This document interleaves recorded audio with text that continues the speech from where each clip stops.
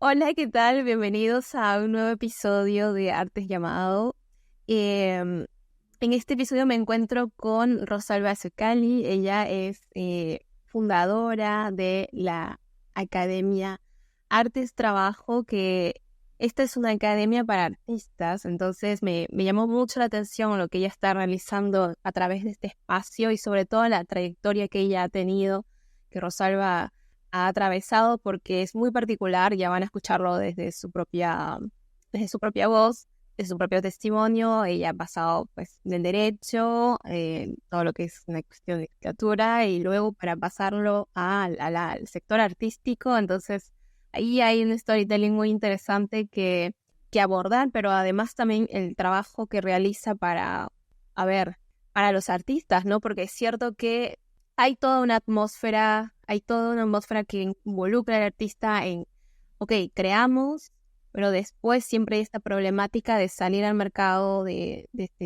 realmente con las bases y la seguridad de decir esto es lo que vale mi trabajo o estas son mis dinámicas para trabajar, todo lo que está un poco en el aspecto producción al momento de mostrarnos al mundo. Entonces, Rosalba, muchas gracias por haber estado aquí, por estar aquí, perdón, y por haber aceptado el llamado. Dejo presentarte lo que tú quieras. Bueno, gracias Diana por la invitación, por el interés en el trabajo. Bueno, vos como mencionaste, yo soy licenciada en artes visuales. Mi disciplina dentro de las artes es la escenografía. En ese campo me desempeñé en varios roles dentro de la escenografía, el teatro. Después pasé un poco por publicidad, y después me metí en lo que es escenografía para arquitectura. Que de esto voy a hablar después, que también me parece importante, que es, bueno, pensar otros nichos de mercado para las artes visuales, ¿sí?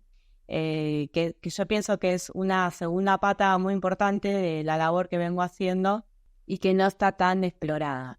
Bueno, antes de esta carrera y de esta práctica en las artes visuales, yo fui abogada. Trabajé en estudios, siempre en el ámbito corporativo y emprendedor. Y bueno, en el cruce, en la intersección de estas dos carreras y de estas dos prácticas laborales, porque tengo práctica laboral en ambas, eh, surgió algo, ¿no? Que es que me permitió tomar contacto con las problemáticas del campo laboral artístico, pero ya con una mirada de negocios, si se quiere, o una mirada más emprendedora. ¿Por qué? Porque yo venía del campo de la abogacía. Entonces, a mí lo que me llama poderosamente la atención cuando paso del campo laboral del derecho a el campo laboral de las artes es algo que yo llamo la ausencia de buenas prácticas profesionales. Y me llama mucho la atención porque las prácticas profesionales es lo que estructura la posibilidad de que lo que hagamos, sea cualquier cosa que hagamos, se pueda pensar como en términos de trabajo. Entonces, mi preocupación y mi pregunta fue, bueno, si en las artes no tenemos buenas prácticas profesionales, ¿sí? ¿Cómo vamos a poder pensar, cómo los y las artistas van a poder pensar lo que producen en términos de trabajo, de industria, de producción, ¿sí? Y de esa sostenibilidad? Porque no nos olvidemos que la gente que estudia una carrera artística, ¿sí? Sea en una universidad, en una institución oficial o por fuera, lo hace con una intención de, bueno, trabajar de eso, de vivir de eso. Y lo primero que yo vi fue esto. Digo, la pregunta más genuina fue, bueno, ¿quién va a producir en arte y quién va a poder vivir de esto? ¿Sí? Entonces, ahí es cuando yo paré un poco mi producción como artista y dije, y me convertí ya pasé de ser una artista a una artivista, si se quiere, porque hice como esta pausa y pensé en crear una formación que reúne herramientas de mis dos carreras y de mis dos experiencias en estos dos campos laborales, y son herramientas que provienen de la economía, el derecho y los procesos organizacionales, y también de la sociología del arte. Y esta es una formación justamente económica, legal y organizacional, cuyo objetivo es que los artistas puedan monetizar, proteger y organizar sus profesiones artísticas. Y para mí es muy importante esto que se logró, porque dentro del caos que presenta el campo laboral del arte, mi objetivo era ofrecer me sale como la palabra, un llano, ¿no? Como un espacio donde se pueda ordenar, o donde se puedan tener herramientas básicas para empezar a ordenar y pensar las producciones en términos de trabajo, con herramientas muy concretas y de aplicación. Porque una cosa que yo también venía observando es que las formaciones en general son muy teóricas. Sí.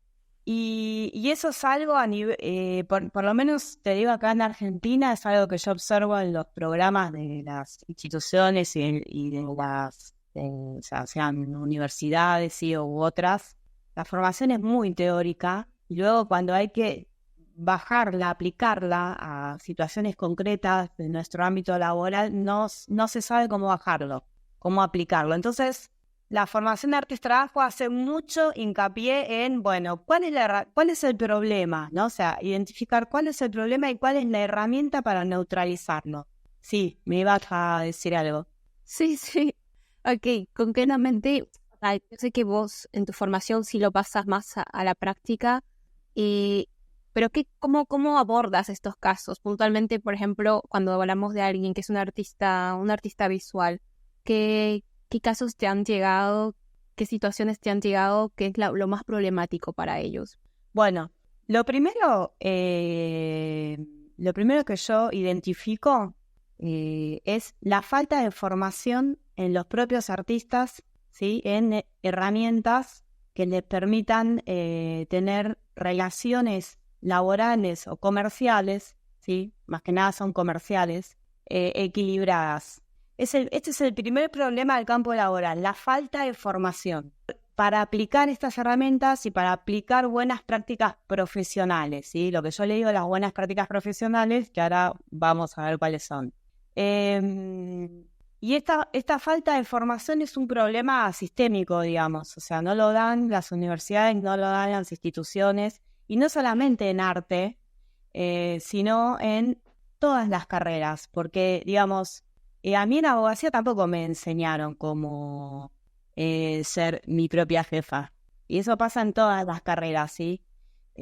Por algo que existe, que es que, bueno, la formación que recibimos a nivel, o sea, desde la escolaridad hasta la universidad, no es para desarrollarnos como emprendedores, emprendedoras de nuestra actividad, hagamos lo que hagamos, sino que lo que obtenemos es una educación para emplearnos en relación de dependencia, ¿sí? Esto es algo a nivel general en todas las carreras. Lo que sucede en arte es aún más difícil, porque yo siempre explico que lo que rige un poco la percepción en arte es lo que se llama la leyenda del artista, que es la construcción social que heredamos sobre el arte y sus productores, productoras, ¿sí? Como un sujeto idealizado que crea por arte de magia, vamos a decir.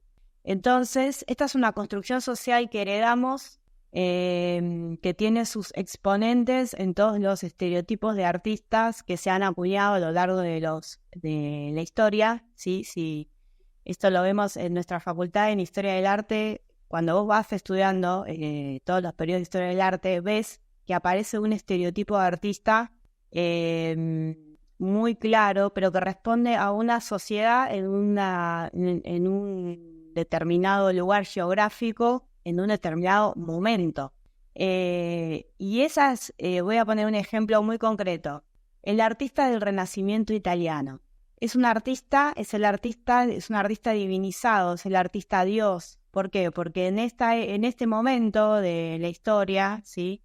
Una de las mecas del arte era Italia, ¿sí? Y la figura que impulsaba la creación de las producciones artísticas eran los mecenas. Para poner apellido, los Medici en Italia. Y entonces, ¿qué sucede? Este es un momento de la historia en que se requiere un artista cortesano, ¿sí? Que produzca con total libertad, entre comillas, porque la libertad era en el empleo de los métodos, pero no en el contenido. El contenido siempre eran las historias de la Biblia, ¿sí? Mezclado con las historias de los personajes, los nuevos personajes que emergen como poderosos, que en este caso son banqueros, ¿sí? Los Medici eran eminentemente banqueros y eran los mecenas de ese momento. Entonces lo que requiere en este momento es un artista cortesano. El artista cortesano es un artista que vive en el palacio del mecenas. Esto quiere decir que tiene todas sus necesidades materiales cubiertas. No tiene que pensar en si tiene que comer o si tiene que vestirse. ¿Por qué? Porque ya vive, ya eso está cubierto por su mecenas. Entonces simplemente se levanta y solo tiene que pensar en crear su obra, ¿sí? Esto produce... Esto impacta en algo muy concreto, que es la fractura entre artesanos y artistas que existía en ese momento. En ese momento, el modo de organización de los artistas eran gremios de artesanos.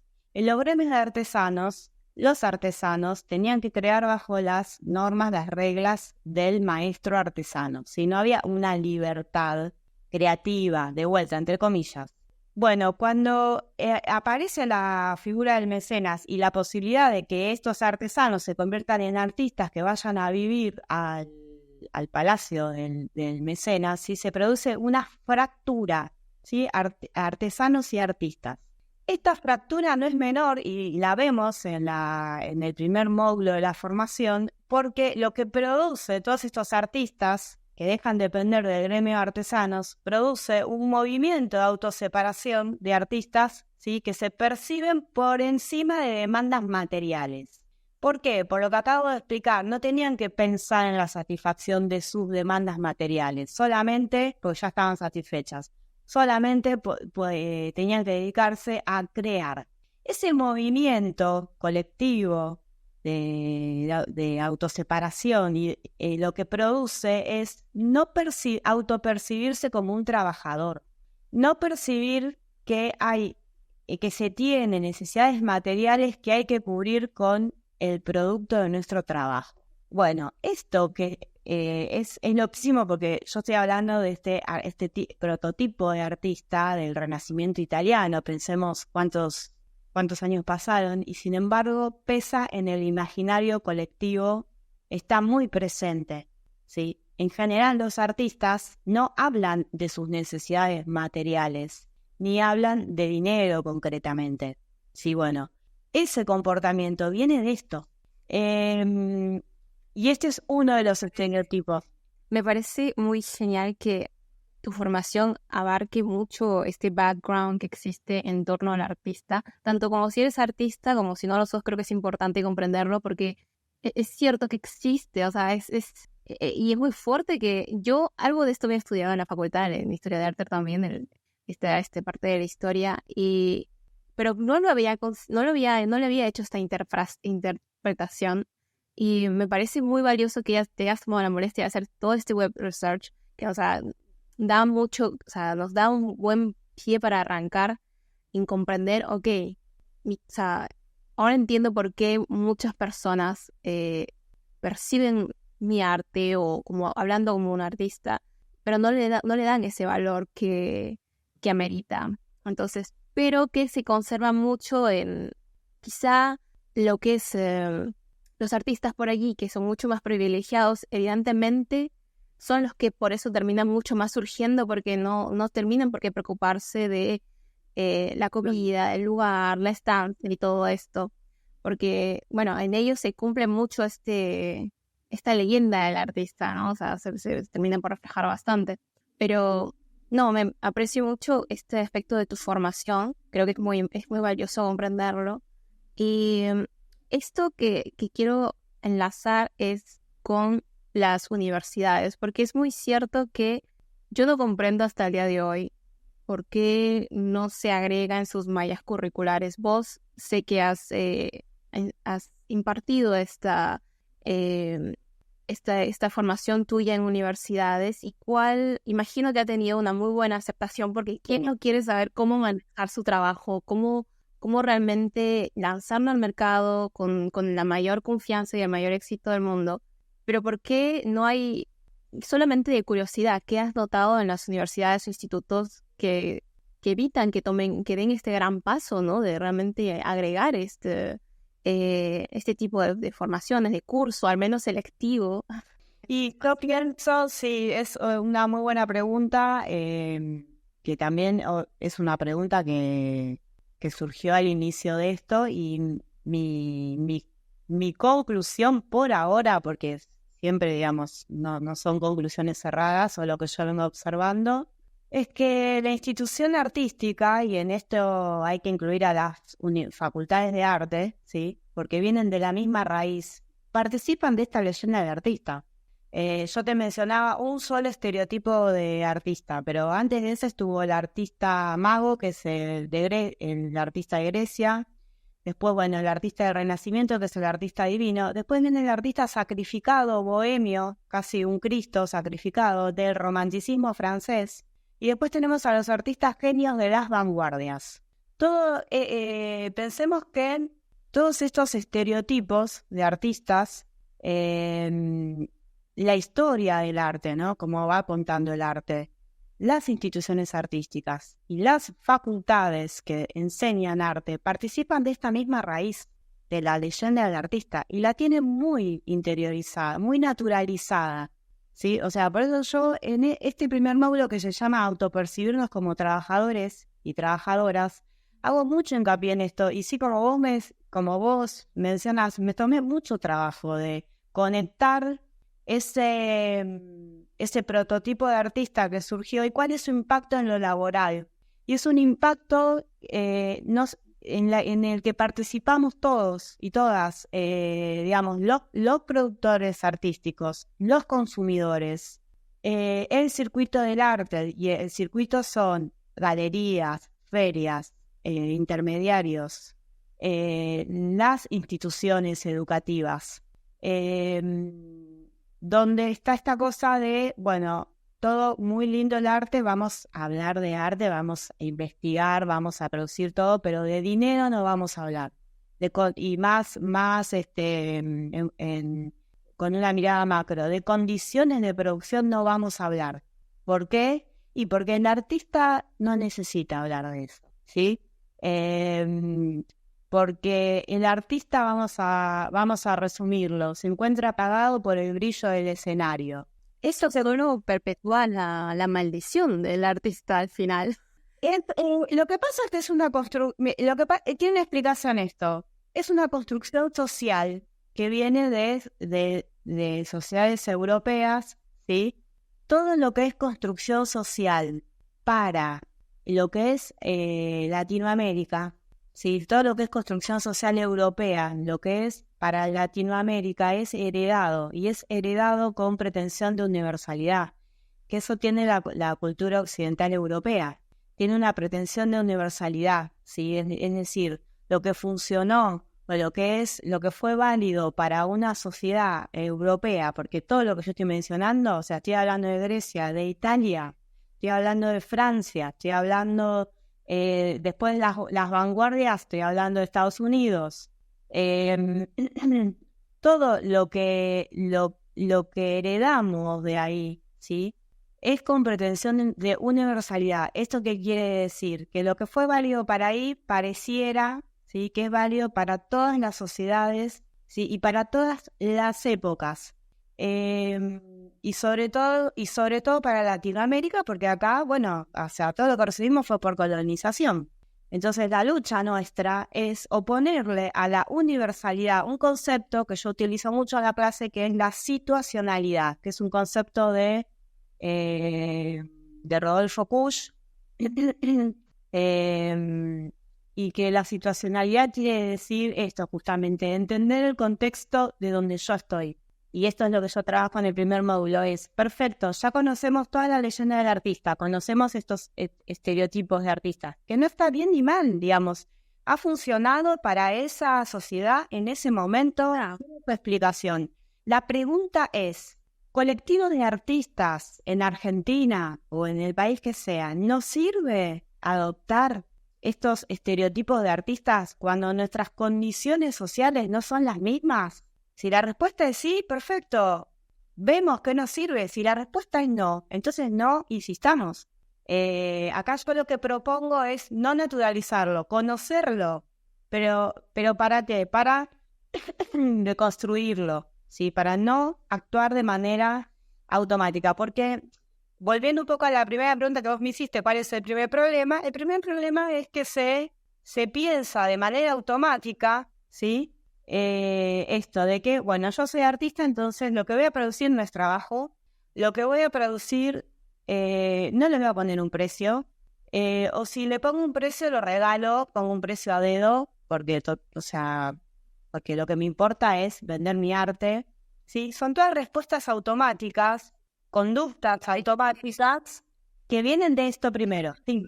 Te corto rápidamente para enlazar con otra pregunta que quiero hacerte.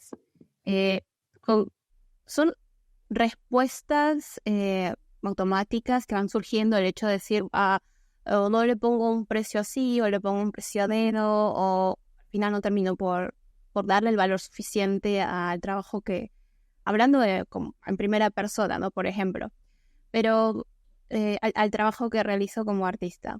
Pero además de que tú puedas entregar todas estas herramientas, enseñarles a cómo monetizar, cómo proteger y cómo organizarse en el sector artístico, sector cultural, yo me tomé el tiempo de ver uno de los videos que me enviaste, un fragmento de parte de tu formación, que es la cotización. Entonces en ello hablas de cómo realmente cuántas horas trabajo, qué precio ponerle y todo esto. Entonces tu formación contempla un trabajo de coaching, porque yo siento que también, yo creo que es importante que podamos tener las herramientas, los conceptos, tenerlos claros, empezar a ejecutarlos en el trabajo, pero también es un poco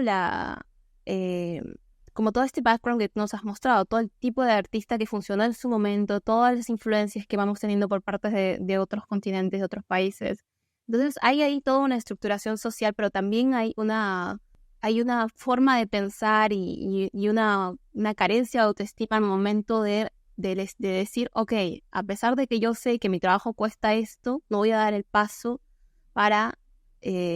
porque mentalmente no está listo para dar ese paso, porque siente que no es suficiente. Claro. Entonces, vos en Artes Trabajo, ¿cómo encaras esta etapa del proceso? Porque creo que sin duda lo es. O sea, una vez que ya tengo todo, pero si después aún sigo sintiendo que no estoy listo para poner este precio, no sé, una serie de dudas que son muy características de alguien que pues no tiene por ahí esa fortaleza de decir, ok, es esto y es esto. Claro. Entonces, ¿cómo encaras tú este proceso? De repente has notado que dice, pero es que no sé, tengo miedo de poner este precio, tengo miedo de que si hago esto, nadie al final va a querer contratarme. Entonces, porque a ver, también nos situamos en Latinoamérica, un continente que no todo el mundo está dispuesto a pagar por el verdadero precio de lo que cuesta una obra de arte o un trabajo artístico. Y muchos sabemos. Entonces, ¿cómo encaras tú esta problemática? Bueno, a ver, primero lo encaro de esta manera, ¿no? Cuando vemos este primer módulo que habla de esta construcción social, ahí ya se caen un montón de fichas porque al verlo al ver de que es una construcción que venimos arrastrando, ya lo ven hasta absurdo, y ahí ya hay algo que se resquebraja, ¿no? Como hay un primer obstáculo que podemos sortear. Después viene el segundo módulo, que es cotización integral, que es esto que vos viste, y que ahí ya vamos al dato duro, porque ahí ya empezamos con los números. ¿Qué es esto? Bueno, ¿cómo le pongo precio a lo que yo hago? Sea lo que sea, cualquier producto o servicio de cualquier disciplina del arte, si cualquier artista, trabajador independiente que produzca un producto o servicio, tiene que aprender a cotizar. Y lo abordo de la siguiente manera. Porque cotizar no es ni más ni menos que entender, ¿sí?, o calcular cuáles son los costos, ¿sí?, de tu producto o servicio. O sea, lo primero que les hago ver es que para producir lo que producen, lo que sea, incurren en costos. Y esto, que parece una obviedad, no es obvio para nada, porque no lo ven así. Le empezás a hablar de costos y es como que yo incurro en costos. Sí, incurrís en costos, ¿sí? Voy a decir dos costos muy importantes, básicos, materiales, ¿no? Cualquier producto o servicio tenemos materiales, según lo que hagan. Y el segundo costo, por excelencia, está entrando en ruido, no sé si... No pasa nada, ok. No, las cosas de una ciudad. Bueno, el segundo costo, por excelencia, es el tiempo de trabajo, que es un costo que no mide nadie. Y acá vemos algo muy importante, que es el tiempo de trabajo que ponen en lo que producen, ¿sí?, tienen que tener un correlato económico. Es decir, por ese tiempo de trabajo tiene que ingresar dinero, porque esto es, vamos a decirlo así, esto es como sería tu sueldo. Y siempre hago la comparación con una persona que trabaja en relación de dependencia, ¿sí? Una persona en relación de dependencia no tiene nada que organizar, simplemente va, pone su tiempo de trabajo, su fuerza vital y recibe un sueldo a cambio, ¿sí? Todo el resto de la estructura, todo lo demás está organizado por otra persona que es su empleador. Bien, cuando vos sos un artista trabajador independiente, no hay nadie quien te pague un sueldo, ¿sí? Y no hay un otro que organice la estructura por vos. Vos tenés que poder organizar esa estructura, ¿sí? Y para poder organizar esa estructura tenés que estar entrenada en lo que es estructura de costos, ¿sí? Y todo el tiempo de trabajo que vos pones en organizar esa estructura y en producir el producto o servicio que haces, ¿sí?, por ese tiempo de trabajo tiene que entrar dinero, porque si no el emprendimiento, la actividad que haces no es sostenible en el tiempo. ¿Por qué? Porque con ese dinero que ingresa por tu tiempo de trabajo, vos tenés que poder pagar tus gastos de economía doméstica, es decir, tenés que poder pagar tus gastos básicos para tu reproducción vital, ¿sí? Bueno, cuando ven esto, y además, bueno, ahí ya trabajamos con un Excel que está dividido, ¿sí? Vemos todos los costos, estos costos que yo vengo diciendo, que se dividen en directos e indirectos.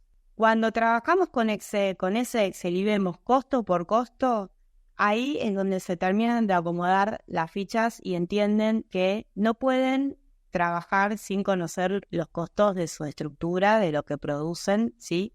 Porque es una información matemática.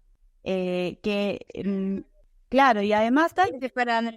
Yo creo que bastante matemática para el gusto de un artista, pero importante al fin del... Claro, pero matemática, pero que está conectado con este concepto básico que yo estoy diciendo, que es lo que ingresa tiene que poder costear tus gastos de economía doméstica, es decir, tu alimentación, tu vivienda, o sea, cosas básicas, ¿sí? O sea, el primer hecho antropológico es que tenemos como seres humanos necesidades materiales, y esa, digamos, es un vamos a decir, un límite, un toque de queda, que es a cualquier persona le hace caer la picha de que no puede poner precios a dedo, ¿sí? De que si va a trabajar de arte tiene que poder poner un precio y vencer ese prejuicio, esa culpa, esa vergüenza, ese miedo de pasar un precio por lo que hace.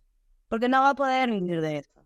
Tengo una curiosidad con respecto a todo lo que me decís. ¿Cuál es el tipo de estudiante? O sea, no sé si tipo, pero siempre hay como que se puede repetir un tipo de persona con los cuales te cruzas al momento de dar tu formación. No sé si me dejo explicar. Sí. Mira, tengo bueno, primero artistas de todas las disciplinas, de todas. Artes visuales, pero también escénicas, bueno, músicos, músicas, de la danza, del teatro. ¿Por qué? Porque esta problemática es transversal a todas las disciplinas del arte, ¿sí? Y, por ejemplo, el método de cotización integral se aplica a cualquier cosa que vos hagas.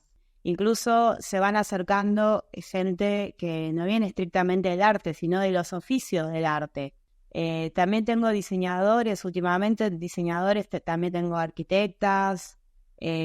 Bueno, la verdad, ahora tengo muchos gestores culturales, abogados del arte, ¿sí? Porque claro, es una herramienta, claro, es una herramienta que se aplica transversalmente a cualquier persona que trabaja en forma independiente. Esto lo remarco mucho.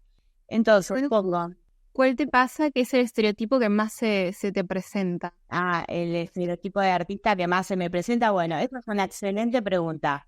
Acá siempre cuento que de la leyenda del artista, de estos estereotipos, participamos todos y todas. Y que no está mal. Hay que saber, lo que yo digo es administrarlo y saber cuándo nos sirve y cuándo no.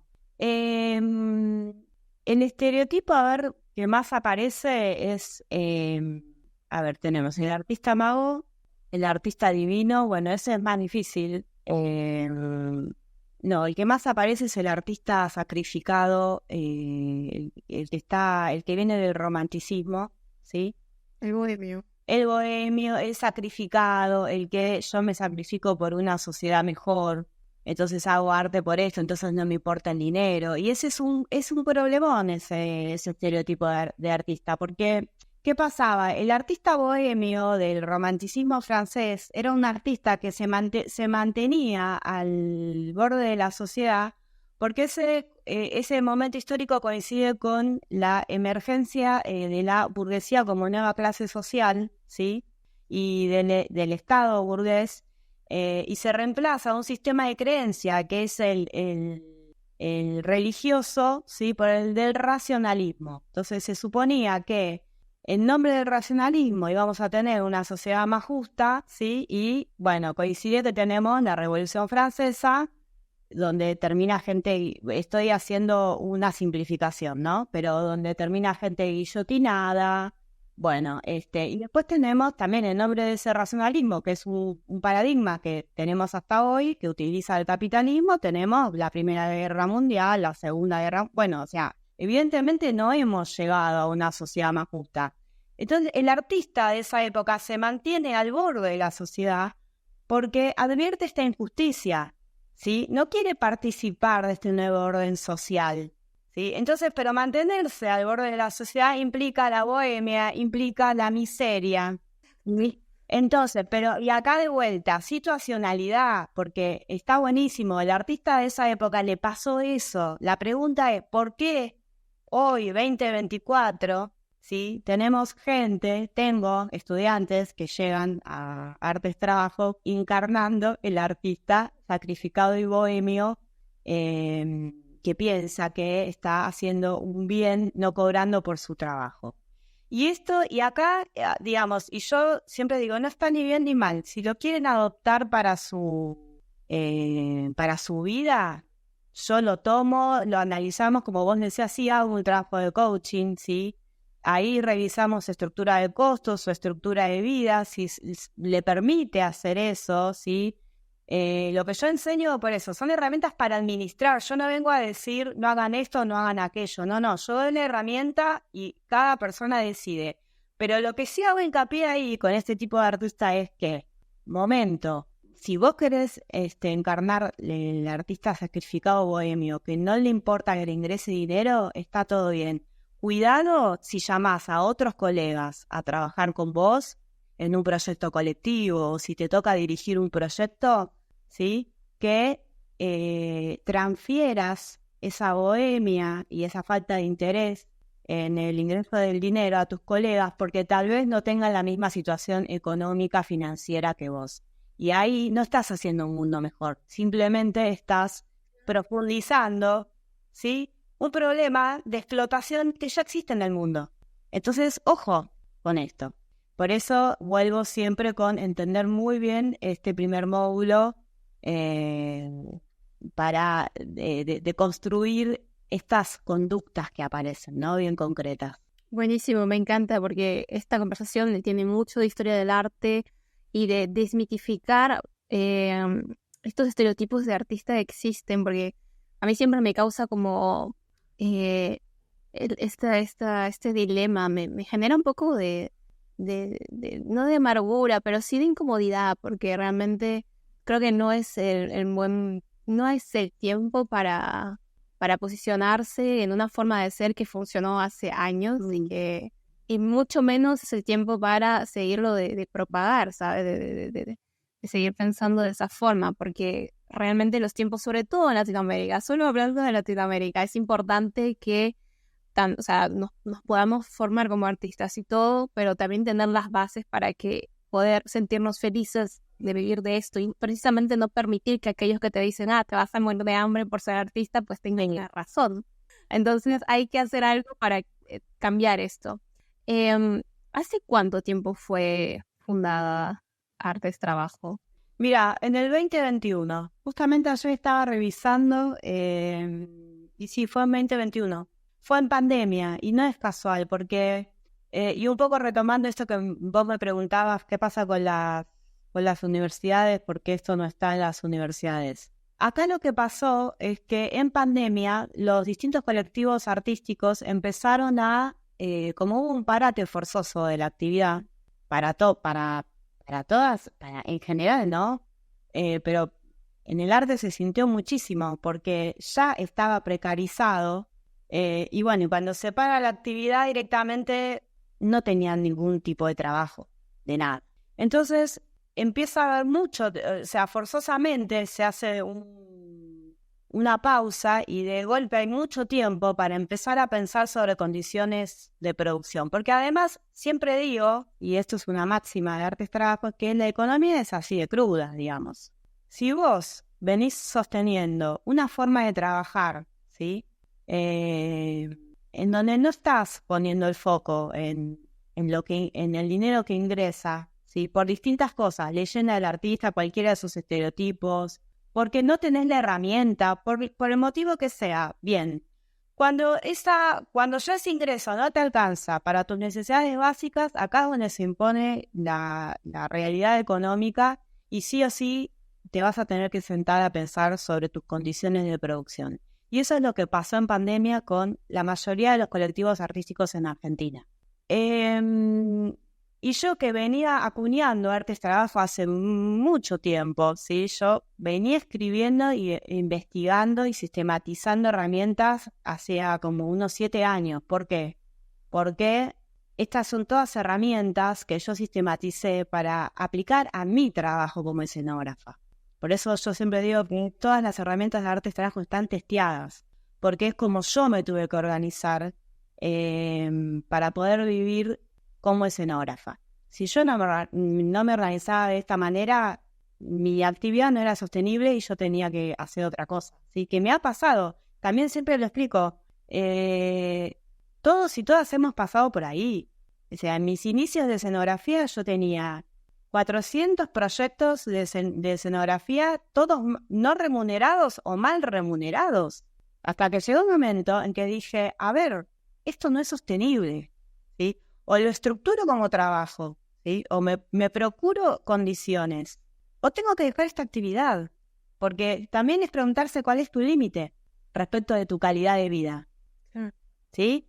Entonces, retomando, yo hace unos 7 años que venía sistematizando todas estas herramientas y yo las aplicaba en mi profesión. Cuando llega el 2021, ahí fue un llamado, vamos a decir, en el que yo sentí que Era el momento. de que era el momento de que yo bajara todo esto, lo sistematizara y pudiera abrirlo como formación para la comunidad. Y al principio fue un testeo porque, mira, en la primera edición yo tenía 3 alumnas. No te puedo explicar la alegría cuando llegó el primer mail. O sea, yo lancé esto por Instagram, ¿sí? Yo tenía la formación, dije, bueno, lo abro por Instagram porque es el canal que tengo más cerca, ni idea, no sé. Yo voy a empezar a comunicar y divulgar por ahí. Bueno, y cuando lanzo la primera edición de la formación, cuando llega el primer mail de la primera alumna, fue alegría absoluta, porque de ver de que, bueno, de que a alguien le puede interesar de lo que yo quería hablar. No, me parece muy, muy, muy maravilloso, me parece muy bonito y puedo llegar a comprender cómo te llegaste a sentir.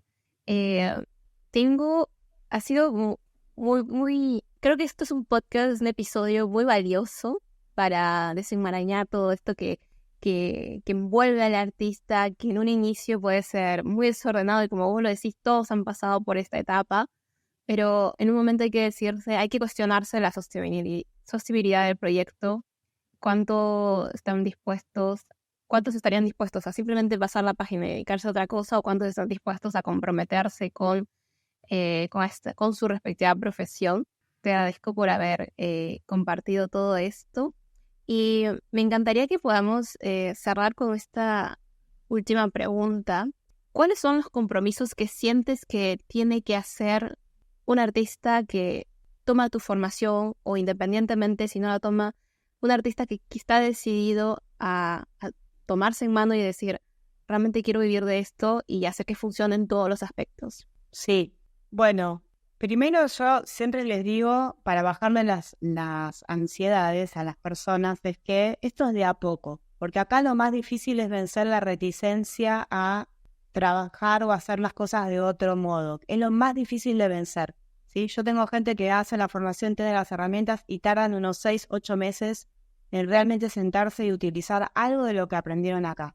Y está bien que sea así, porque de vuelta, lo más difícil es vencer esa reticencia, ¿sí? Está basado en una creencia. Entonces, paciencia. Esto lo digo porque no es que salen del curso y yo, bueno, ahora tienen que aplicar todo. No, de hecho yo les ofrezco que han pasado 8 meses, necesitan aplicar la herramienta, no se acuerdan, me escriban que yo les voy a contestar.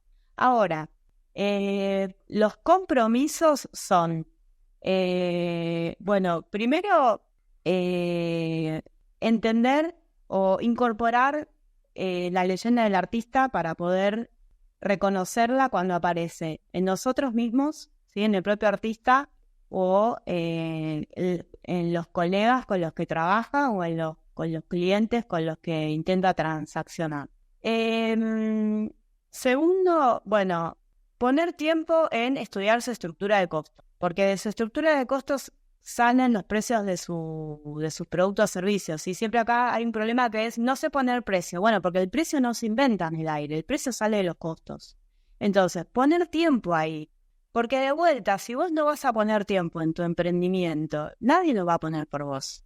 Entonces, ahí el compromiso sería, bueno, sinceridad, un poco de honestidad con la propia, con lo que se quiere. Sí, que lleva tiempo también. Yo no estoy diciendo que esto es inmediato. Entonces, tiempo ahí. Incorporar estas buenas prácticas profesionales para relacionarte con tus colegas, porque, y en esto insisto mucho, si somos un colectivo que estamos pidiendo que se nos respeten determinadas condiciones, determinadas buenas prácticas profesionales, ¿sí? Siempre digo, por favor, artistas, aplicar estas buenas prácticas profesionales entre nosotros, ¿sí? Porque muchos proyectos de artistas están dirigidos por artistas y llaman a sus colegas a trabajar y ni siquiera les comunican condiciones de producción. Entonces no me parece coherente que si el colectivo de artistas pide hacia afuera de respeto de sus condiciones de producción, que luego al interior del colectivo no esto sea tierra de nadie. Eso me parece un compromiso importante. Y también otro compromiso que a mí me parece que es muy importante es No participar o elegir o pensar, sopesar si vamos a participar de las condiciones, ciertas condiciones que ofrecen las instituciones artísticas, sean concursos, presentación a muestras, exposiciones, ¿no?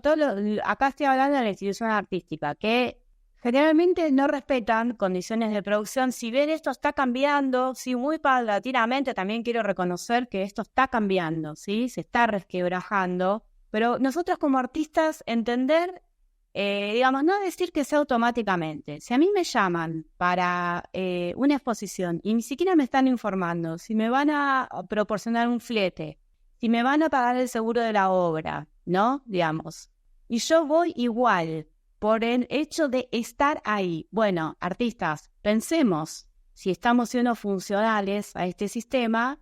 Si es así, bueno, la respuesta es sí. Bueno, sé consciente de que está siendo funcional a este sistema, este engranaje que va a seguir funcionando así.